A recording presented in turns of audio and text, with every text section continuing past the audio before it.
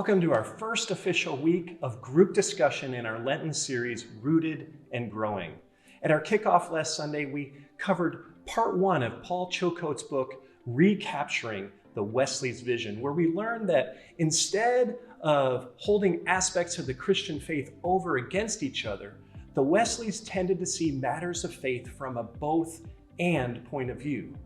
Today, we'll focus on part two, Community, Chapter 3, Shared Experience, Personal and Social. One of the most striking features of early Christianity was the nature of its community, or koinonia. The root meaning of this is to share things in common. This was the primary and radical way followers of Jesus lived day by day. Life together was one of its greatest gifts that they and we have to offer. Life together is tested out through our shared experience of faith, both personal and social. The roots of the Christian faith are the experience of God's love transforming our heart and soul, and this is profoundly personal. The church then is comprised of people who share this experience together with the world, something extremely social.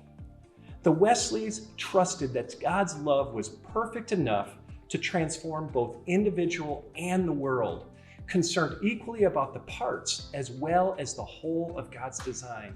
And of course, this also reminds us of Jesus' summary of the law and the prophets, to love the Lord our God with all our heart, soul, mind, and strength, and to love our neighbor as ourselves.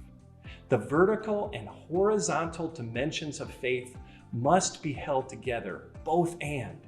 There is no personal holiness without social holiness.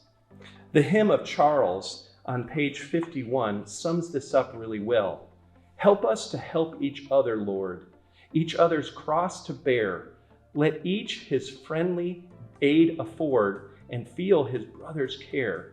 Help us to build each other up, our little stock improve, increase our faith, confirm our hope, and perfect in us love.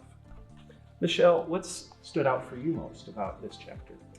Well, as the staff discussed, which chapters we would talk about, what we would talk about and share with you, chapter 3 stood out for me, and I think life's journey helps you connect with authors, with a Bible verse or song lyrics.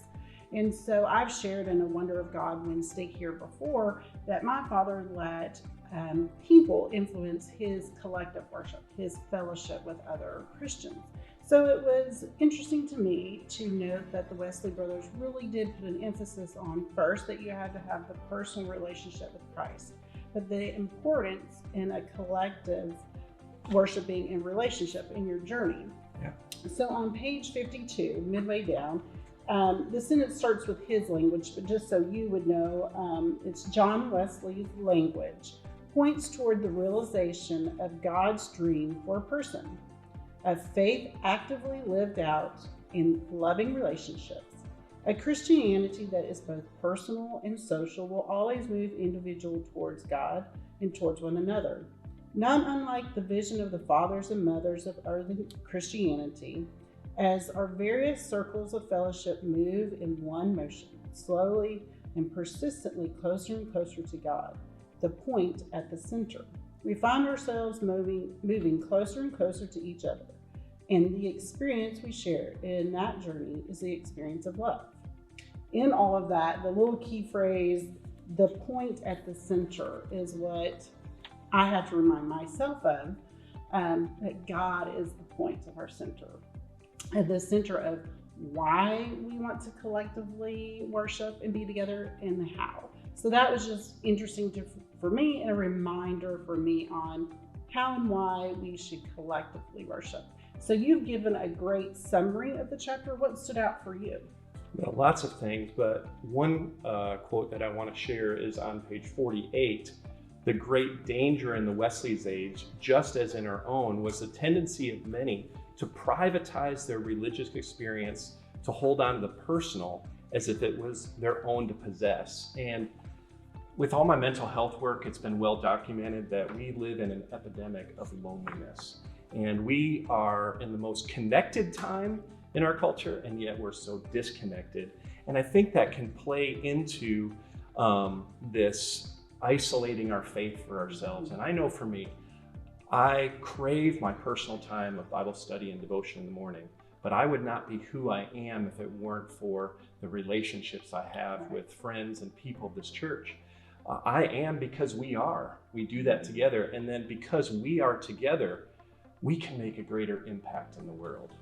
So that's really what stood out to me. And these are important and powerful insights into our faith, the roots of personal faith that grow into the fruits of a transformed world.